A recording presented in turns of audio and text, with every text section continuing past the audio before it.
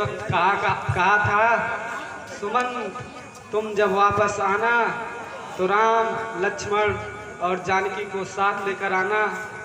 परंतु मैं महाराज के इस आज्ञा का पालन नहीं कर सका। अब मैं किस प्रकार उनके सामने जाऊंगा? पूछेंगे जिस दिन में जब मुझसे लोग,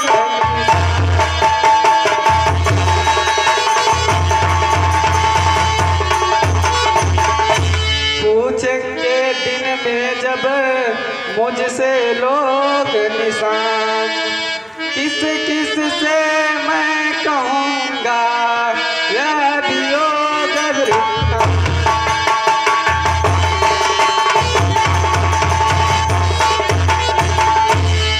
यदि दिन के उजाले में मैं अयोध्या में प्रवेश करता हूँ तो वहाँ की व्याकुल प्रजा मुझसे प्रश्न करेगी।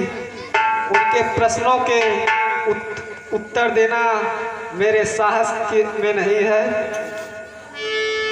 इससे है उचित हे मन तजे सब,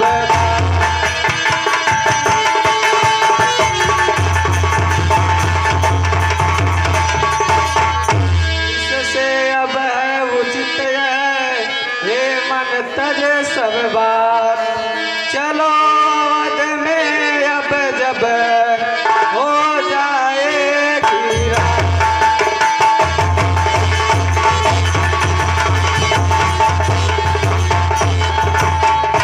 इसलिए मेरे लिए अब यही उचित होगा कि मैं रात के अंधेरे में अयोध्या में प्रवेश करूं और सीधा महल में चला जाऊं, जिससे वहां की प्रजा का नजर मेरे ऊपर ना पड़े।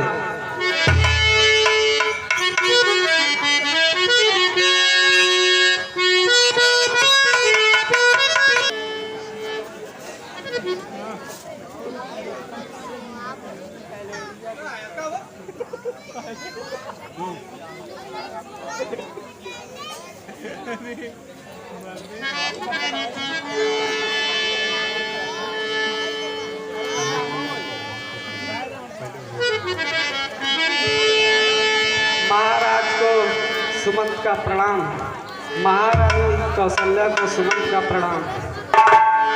अरे मंत्री सुमंत, तुम आ गए? हाँ राजा। और राम, लक्ष्मण, सीता क्या सचमुच वन में रुक गए? उन्हें क्यों नहीं लाए? कुछ बताओ सुमंत, क्या राम सचमुच वन चला गया? सुनिए महाराज, राम मुझे रथ छोड़ के नौका हुए सवार,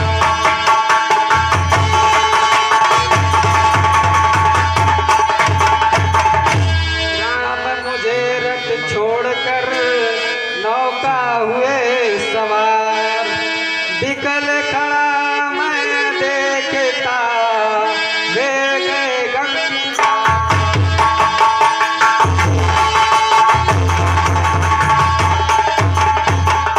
महाराज, मैं राम, लक्ष्मण, जानकी सभी को अपने साथ लाने का प्रयास किया, परंतु सभी लोगों ने अपना अपना धर्म बताकर मुझे अकेला वापस लौटने के लिए विवश करके नौका पर सवार होके गंगा के उस पार चले गए। सखा सुमंत्र सुन, सत्य बता मंत्री मुझे, गए बनों को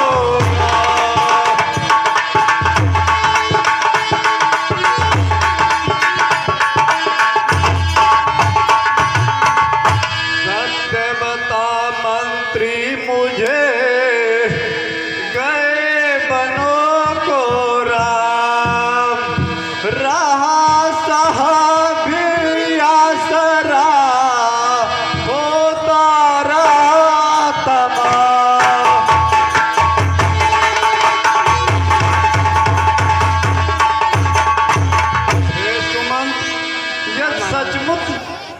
लक्ष्मण सीता बन चले गए हैं तो मेरा जीवन अब जो है व्यर्थ है। अब मैं भी अपने प्राण त्याग दूंगा। और सुनो, राम लक्ष्मण सिया तीनों बन को गए,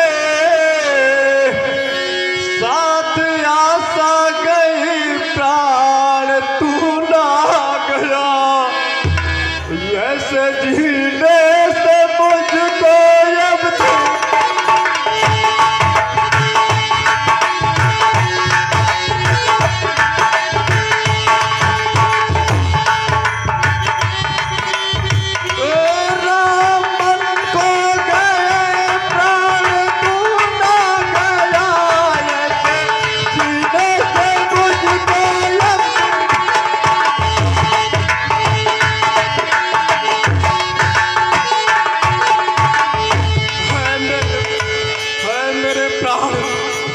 राम और लक्ष्मण बन को चले गए, तू अभी तक निकला क्यों नहीं?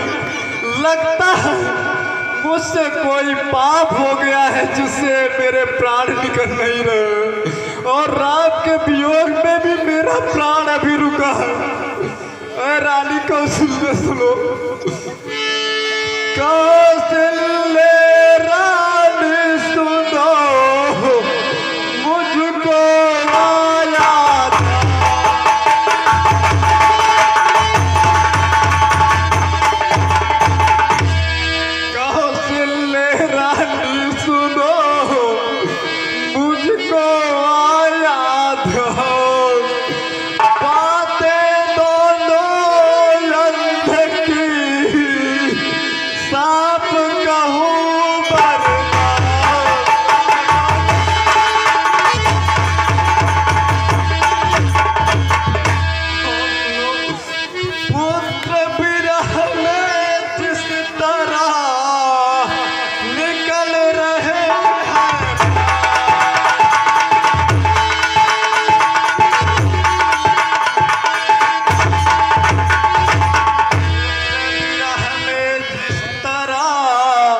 निकल रहे हैं प्राण, उसी तरह है विपत हो तेरा भी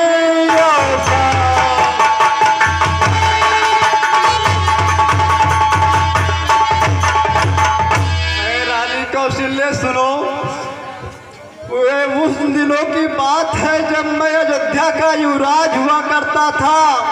मेरी ख्यात पूरे विश्व में शब्दवेदी बाण चलाने के लिए प्रसिद्ध थी।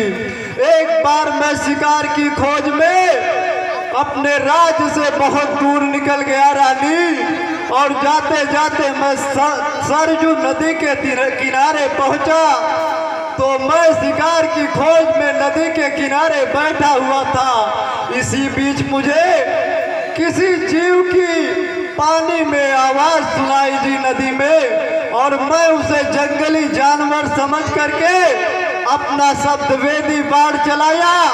हे रानी, वह बाण किसी जानवर को ना रख करके बल्कि एक निर्दोष राजकुमार को लग गया। रानी, एक राजकुमार को लग गया।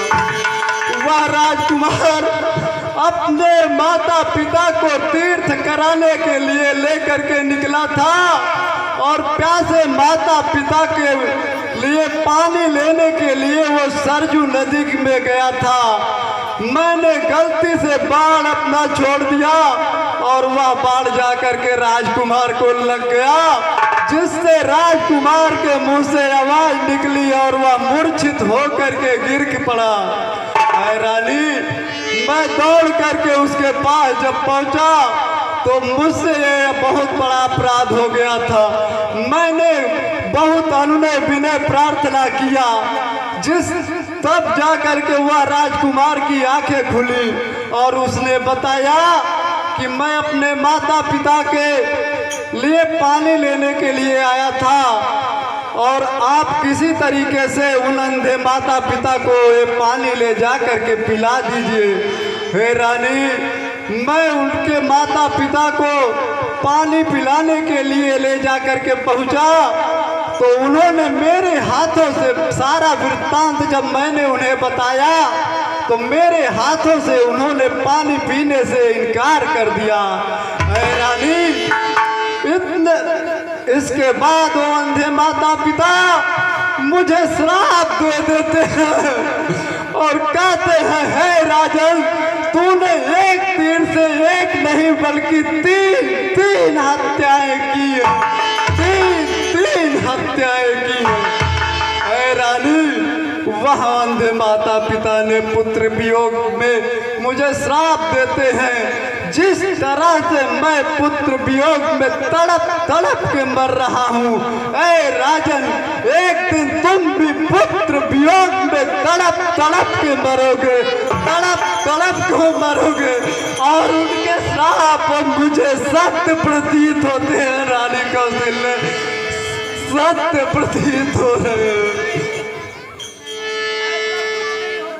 रानी कौशल्या सुनो, अपने कर्मों का फल अब मुझे मिल रहा, कर रहा दोस्त अपना स्वीकार में, साप झूठा न हो सकता उनका।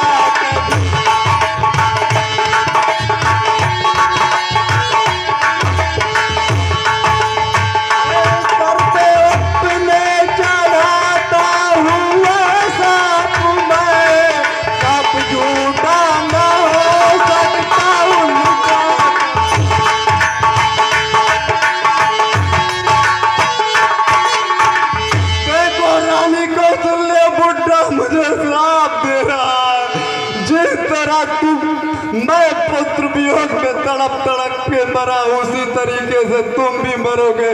देखो रानी, वो मुझे श्राप दे रहा है। हे प्रेतात्माओं सुनो, मेरे सम्मुख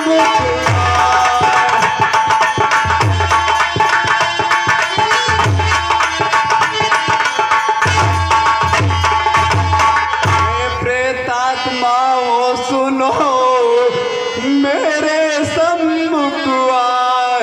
अरे कौशल्या रानी, देखो मुझको रही बोला।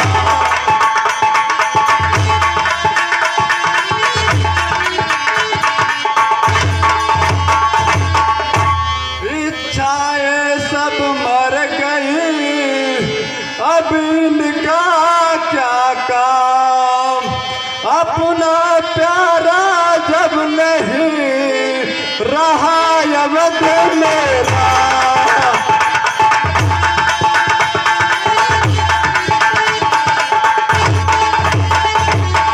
रानी कौशल्या, जब अपना प्रिय राम ही इस अयोध्या में नहीं है तो ये अयोध्या दशरथ का भी रहना अब उचित नहीं है।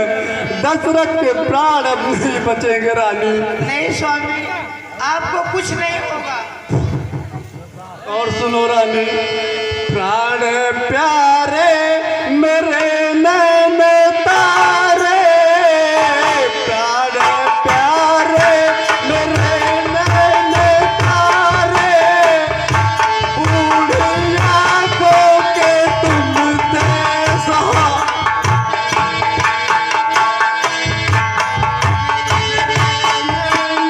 तारे, बूढ़ी आंखों के तुम थे सहा।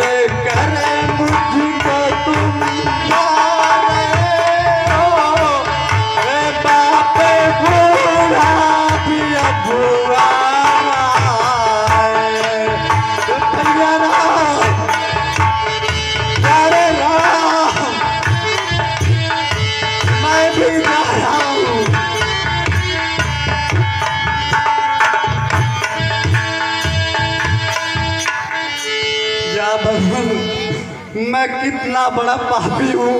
अभी तक मेरे प्राण नहीं निकले, अब मेरा जीवन व्यर्थ है। राम मेरे प्यारे लखन प्यारे भैया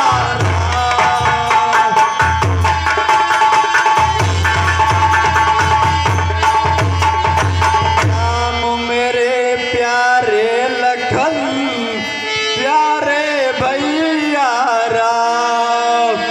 अब वियोग नहीं सह सको, निकल रहे हैं प्राण।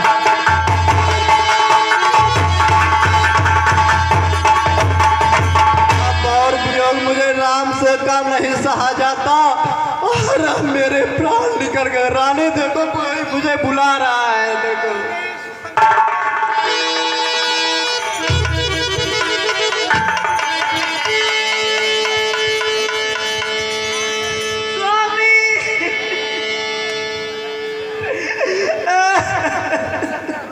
महारानी आप धीरज मत खोइए। महारानी आप इस तरह धीरज मत खोइए। मैं जा रहा हूँ, गुरुदेव वशिष्ठ को बुला कर ला रहे हैं।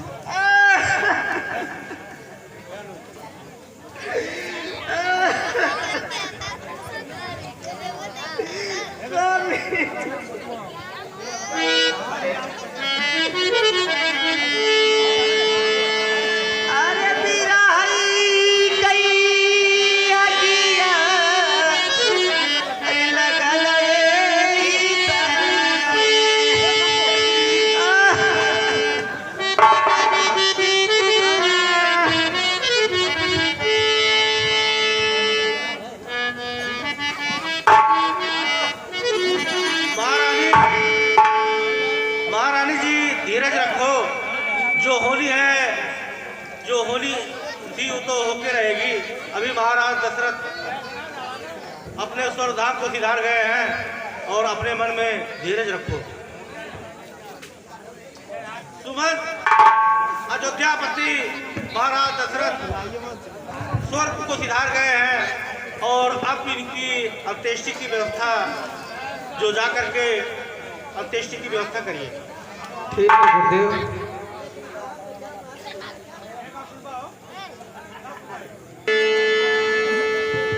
गुरुदेव वशिष्ठ के चरणों में सुमंत का प्रणाम स्वीकार हो।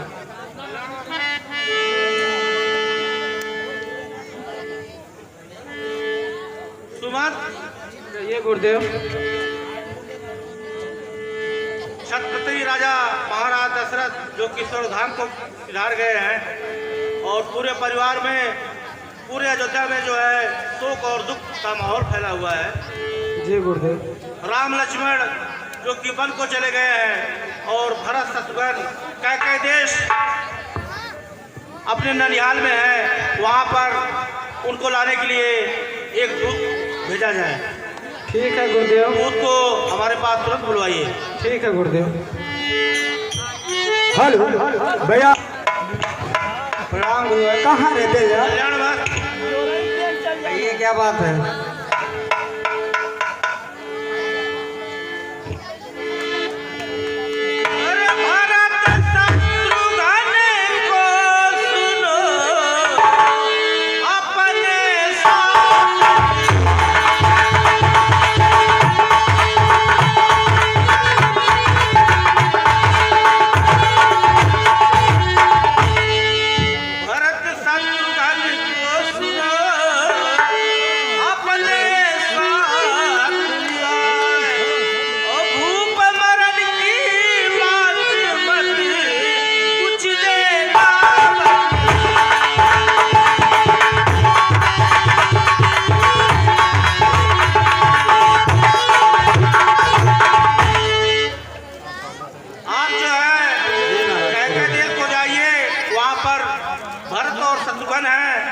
उनको जो है साथ में लिवा कराओ और ये महाराज दशरथ की मरने की उनको जो है थोड़ी भी तनिक भी उनको सूचना मत देना, क्योंकि पूरे परिवार में वैसे ही शोक का माहौल फैला हुआ है। और सुनो, कहिए गुरुवर।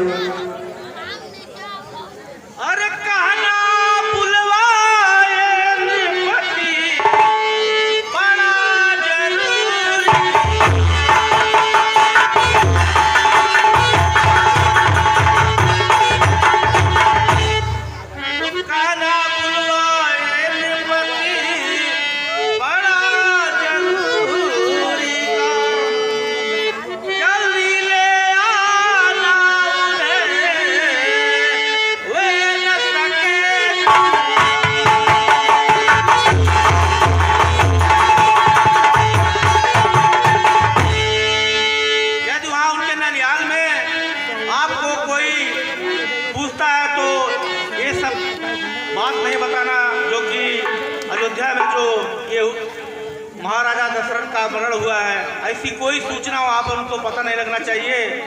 और वहाँ से भरत और शत्रुघ्न को तत्काल अयोध्या लेकर आइए। जी गुरुवर। जाइए और जल्दी उन्हें विवाह कराइए।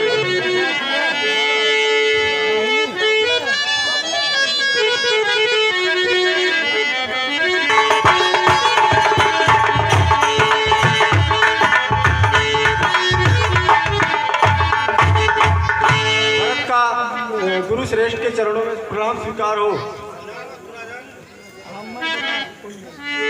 जी के चरणों में शत्रुघ्न का प्रणाम स्वीकार।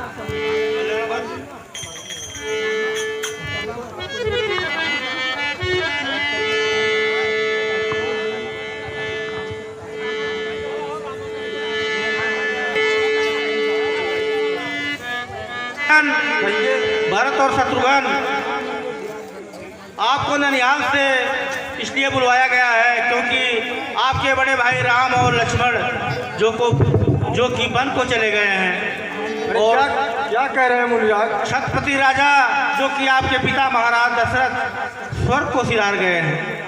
अभी उनकी अंत्येष्टि आपको ही करना है और मन में धैर्य धारण करके अपने पिता की अंतिम संस्कार को करिए आप लोग। ये तो बड़े दुख की बात है, पिताजी स्वर्ग सिधार गए। हे गुरु श्रेष्ठ,